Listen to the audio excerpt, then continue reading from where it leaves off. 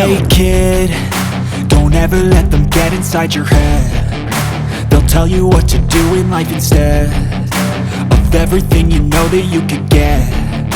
Don't let them guide your life towards regret. I'll fight for what I love with every breath. My past is filled with things I won't forget. I use them all to push me to my best. So treat the worst of times just like a test.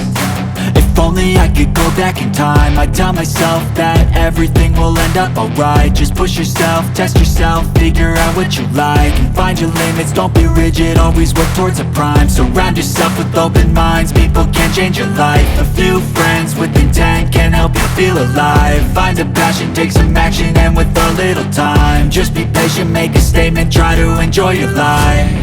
They'll try to kick you while you're down. They wanna rise up while you drown. They wanna fill your head with doubt. They're silently scared that you'll figure it out. I'll make it look like I'm losing, won't bother hiding my bruises. And when they finally think you're wounded, then it's your chance to be ruthless.